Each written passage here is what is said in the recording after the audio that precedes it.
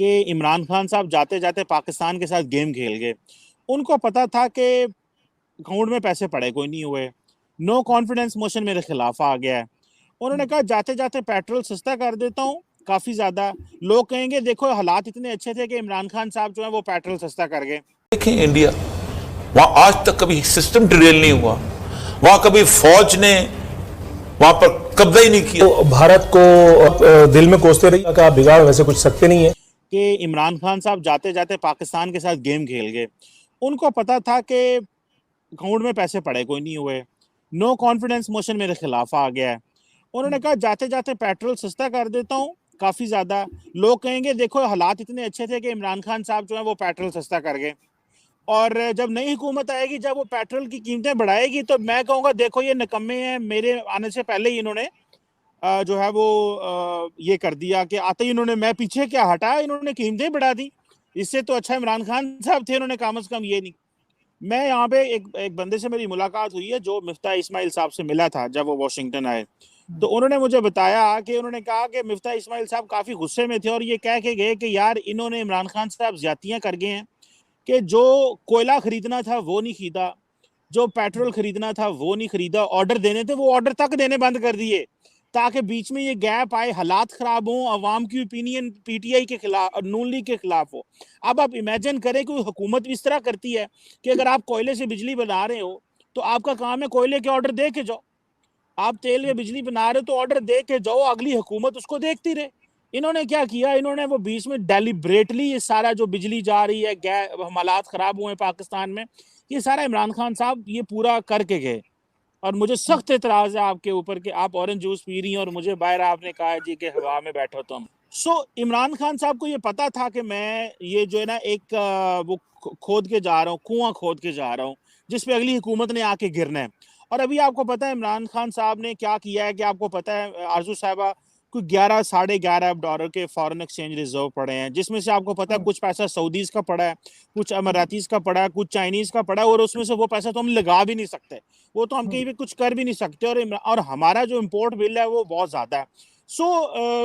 IMF के पास गए हैं, इन्होंने जाके बताया, रिक्वेस्ट वगैरह की कि देखो इमरान खान साहब, हमें पिछली हुकूमत जो थी वो मामलात खराब करके चली गई, और IMF को भी महसूस हुआ कि वो जो एंटी अमेरिकनिज्म इमरान खान साहब पाकिस्तान में फैला के गए थे, अगर उसको भी थोड़ा काउंटर करना है तो इस नई हुकूमत को सपोर्ट करो। तो इन्होंने थोड़े पाकिस्तान को 2 अरब डॉलर का भी ज्यादा दे दिए और कहा कि हम साल की मुद्दत भी आपको और देते हैं। तो वो एक देखें, अदारों को भी, इंटरनेशनल फाइनेंशियल इंस्टीट्यूशंस को भी पता है कि ठीक है, अगर पिछली हुकूमत फ्लॉप हो गई, ये कोशिश करने लगे तो उनकी थोड़ी मदद करो। और मैं आरजू साहबा देखता हूँ कि देखो एक तरफ इंडिया है वो किस तरह तरक्की कर रहा है, इकोनॉमी किधर जा रही है, ग्लोबल पावर्स वहाँ बैठी हुई हैं, अरबों डॉलर के बिजनेसेस हो रहे हैं, रिन्यूएबल एनर्जी पे वो कह रहे हैं 2047 में, मैं देख रहा था नरेंद्र मोदी साहब कह रहे हैं कि हम एनर्जी सेक्टर में हम सेल्फ सफिशिएंट हो जाएंगे। और हम आज भी जो है वो कोयले से बिजली बना रहे हैं, पुराने हालात है, बुरे हालात, पंजाबी के अंदर बुरे दिहाड़े थे, बांके दिहाड़े थे, मंदे हाल, वो इन्होंने पाकिस्तान का जो है ना हमारा वो हाल कर दिया है। और सिर्फ एक आरजू साहब बात बताऊं, एक पॉलिटिकल डायलॉग ना होने की वजह से, चार्टर ऑफ इकोनॉमी ना होने की वजह से पाकिस्तान के लिए इंतहाई मुश्किल तरीन जो हालात हैं वो हमारी माजी की हुकूमत ने क्रिएट कर दी हैं नई आने वाली हुकूमत से।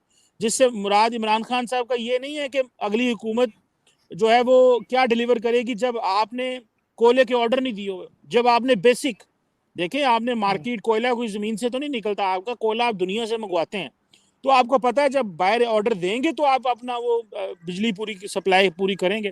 तो डेलिबरेटली में ऊपर से गर्मी आ रही है, फैक्ट्रियां बंद, इंडस्ट्री बंद, गर्मियां हैं, रोजे हैं, लोग बेहाल हैं। आप तो यहाँ पे एयर कंडीशन में बैठी हुई हैं, आप जाएं जरा गाँव में हमारे, या आप सिंध में जाएं, बलोचिस्तान में जाएं, या पंजाब के गाँव दही इलाकों में जाएं, आपको पता हो कि क्या हालात हैं। इस्लामाबाद में लोग बैठे हुए हैं, 6-6 लाइटें कमरे में लगाई हुई हैं, 3-3 AC चल रहे हैं, और बैठ के जनाब जो मर्जी कही जा रहे हैं, बोले जा रहे हैं, कोई पूछने खींचने वाला नहीं है।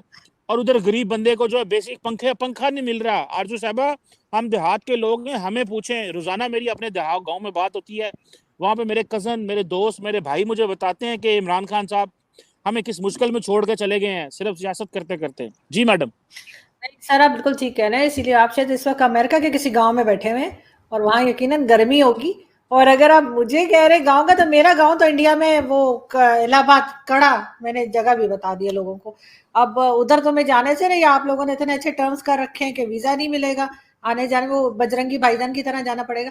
लेकिन मैं आपसे ये भी सर पूछना चाह रही हूँ कि इमरान खान की पार्टी जो है वो उन्होंने एक नया जो है तमाशा यहाँ पे ये खड़ा कर दिया कि जी जो मिफ्ता इस्माइल साहब है उनको कहा जा रहा है कि जी आपने तो ब्लास्फेमी कर दी है। वहां से जो बैठ के उन्होंने बात की है उसके ऊपर तरह तरह की वीडियोस आ रही हैं।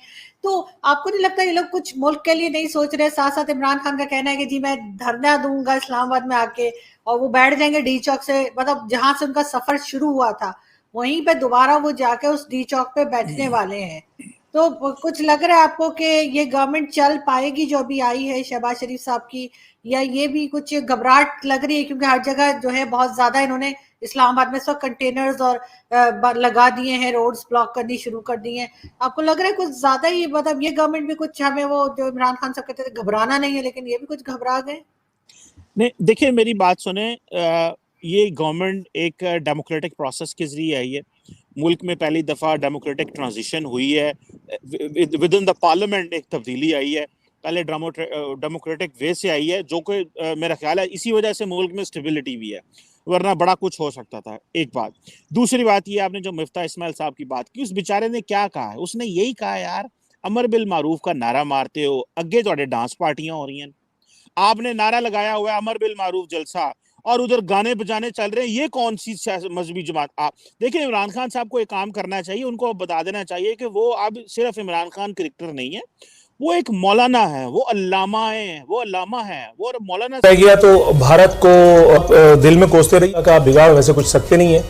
हवा देने के लिए भारत के कुछ और गुर्गे, कुछ और गुमाश्ते, कुछ और हरकारे यहाँ के पॉलिटिकल सिस्टम में भी मौजूद हैं, जो रियासती इदारे जिनको कभी कभी बेनकाब कर दिया करते थे माजी में कि इनके डांडे वहाँ से मिलते हैं, रॉ से इनको अफजाइश मिलती है, बहुत सारी और चीज़ें, लेकिन फिर बाद में उनसे सरफ नज़र करके और हमने दीगर चीज़ों के ऊपर अपना फोकस। पाकिस्तान में ये सब कार्रवाइयां कोई पहली दफा नहीं हो रही। अगर आप देखें तो इत्तेहाद बैनुल मुस्लिमीन के नाम का बहुत चर्चा किया जाता है। उज़ैर बलोच को जो गिरबान से पकड़ करके लेकर के आया गया था वो भी ईरान से ही आया था। तो किधर गया इत्तेहाद बैनुल मुस्लिमीन और किधर गई वो सारी बैनुल मज़हब हम आहंगी जिसके बारे में हम लोग बातें करते हैं? सिस्टम के अंदर मौजूद भारत के जो हरकारे हैं, अमरीका के जो चेले चपाटे हैं, पहले आपने उनकी तसल्ली बख्श मरम्मत के लिए, ट्यूनिंग के लिए कोई ना कोई कदम उठाना हो। सी पैक की कमबख्ती ये थी कि सी पैक इमरान खान सरकार के दौर में सी पैक के साथ जो कुछ किया गया, जिन लोगों को वास्कट पहना करके और सी पैक की खिदमत पे लगाया गया, उनका अपना माजी इतना दागदार था कि वो सी पैक अथॉरिटी के साथ उन्होंने जो कुछ किया, सी पैक के दीगर मामलात के साथ जो कुछ किया, चाइना का रिजर्वेशन उस हवाले से भी मौजूद था। साफ जाहिर होता है कि वहां अमेरिकी मफादात को बचाने के लिए, अमेरिका के मामलात को ऊपर रखने के लिए चाइना के मफादात के साथ खिलवाड़ किया गया।